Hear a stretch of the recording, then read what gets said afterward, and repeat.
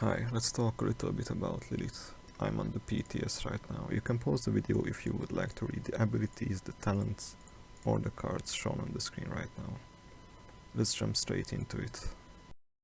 Disclaimer: since this is PTS, everything might be subject to change until it hits live. Anyway.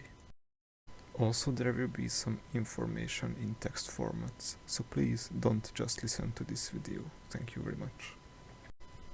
At a basic value you have 750 normal HP, the blue bar, as every champion, and 2.5k blood HP.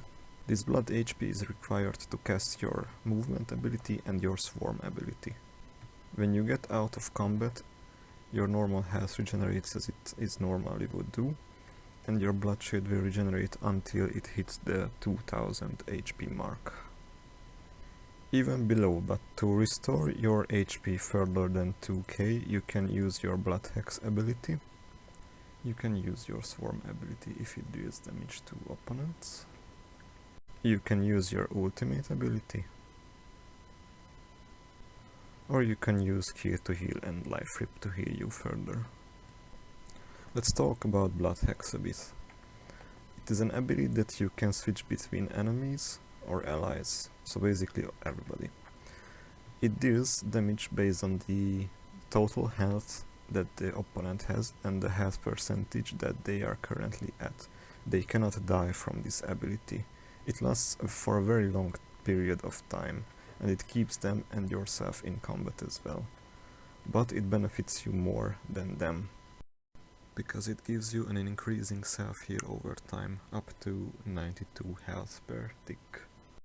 The same goes to your allies. As long as the mark is on them, you will gain an increasing amount of blood HP. Until you switch, the same ally that you marked will take an increasing amount of healing over time. So, to keep it clear, until the hex bounces between opponents, you will get an increasing amount of health per second. Until the mark bounces between allies, you will get an increasing amount of health per second. But your allies do not gain an increase if you bounce between them. Every time you switch an ally with the hex, the cycling starts anew and they will get the lowest amount of heal possible at first. You will restore 1 ammo if you hit someone marked by your blood hex. The next ability, Death Wings. It has a rather short cooldown, and you can use it to glide in the air, or to reactivate it to land on an enemy and damage them for a little bit. It takes 350 blood HP to cast this ability. Take a second to look at the difference between the basic jump and this. Your next ability is a deployable that has 3 stages. As you can see, the numbers differ each time. Of course, if you use it only to heal your allies, it won't put you in combat.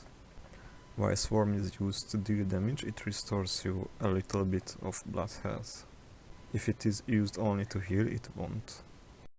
If used for self-healing only, Swarm can regenerate your blue health bar, but not your blood HP bar. It is not possible to stack 2 Swarms if they are from the same damage type. But if you combine 2 different type of swarms, then both can deal damage. And your ultimate will only grant life rip to your allies, but not you. The increase in my HP is due to the effects of the ultimate, not the life rip. During your ultimate, the higher jump is not related to your normal jump, but to your movement ability. It takes you higher and its cooldown is reduced. There is a card that's interesting that increases extra blood health by decreasing the base health. But the most interesting part is that what happens if you buy Veteran.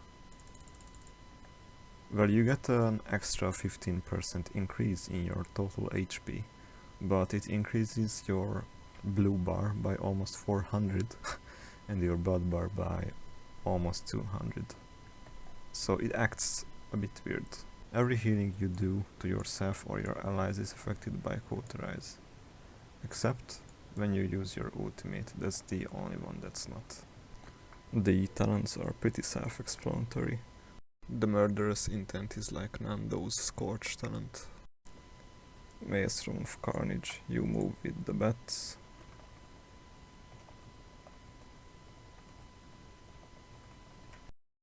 When you're using Maelstrom of Carnage, your swarm ability becomes a ring, so it will not damage opponents if you are significantly higher than them in the air.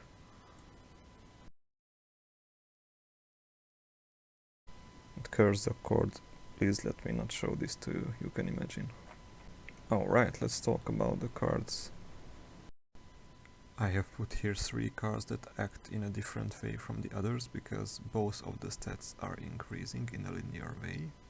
And the last 2 cards are increasing in a somewhat different way because Unholy Flight will increase only by 5% per level instead of 10%, and the last one will increase the projectile speed by not by 25% per level but only 10. The rest of the cards are working normally as intended. Allies receive reduced crowd control. Well, we have seen it previously that when Lilith mentions allies, it will exclude herself. This card is based on the fact that the opponents nor your allies will not stay in one place forever. And it might be useful when you are flank Lilith, because you must burst out as much damage as you can in a short period of time. Up to you. Up to you. Earlier we talked about how Blood Hex restores your blood HP pretty quickly if you just bounce it between allies or you just bounce it between opponents. So probably if you want to use it as a healer ability, the self-heal of the Blood Hex will be huge, so you can invest in this if you want. Your blood HP will not go down so easily.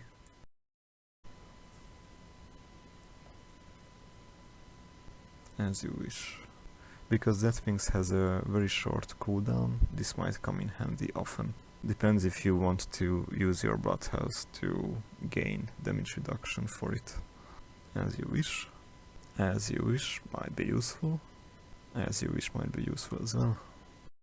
This card is mostly useful for flank Liliths, because if you're playing as a healer Lilith, you don't want to put your mark on an opponent just to reduce the HP cost of your jump by 100 health. By the time you put your mark on them, you could have already jumped to a safer place. As you wish might be good for a healer Lilith. I think in general this card is great. It has only 2 drawbacks. It negates your out of combat regeneration, pretty much, and it negates your ability to heal your own blue health bar with your swarm. But if you rely on that, you're probably almost dead anyway. Lilith is a bit dependent on others to survive, but it's alright because Blood Hex will take care of this problem. Even if you use this card, your blood HP will regenerate only to 2000 if you don't buy Veteran. This procs based on your maximum health, so it won't only proc when you have blue health bar only. But the problem is that it can proc off a few casting spells, not only when you take damage. Your amount of ammo is halved. Only pick this if you can consistently hit your shots on your hexed targets. If you cannot, or there is a shield in the opponent team, Deft Hand 3. This is self-explanatory, I think. As far as useful items go, Veteran, of course, you need that more HP to cast more spells, and since your base HP is pretty high, it gives you more value over squishy targets when they buy Veteran. The same goes to Haven, although it doesn't prevent you from losing that much HP when you use your abilities, because you don't take damage, you sacrifice your own HP. That's not the same. And Care to Heal is very useful for Lilith, especially for healer Liliths, because Lilith doesn't know what off combat is. You rely on Blood Hex and you rely on your teammates killing the opponents to get back your health, to cast abilities. It's very important to have multiple sources of health income. Alright, that's all for today. Thanks for watching and see you on the next one.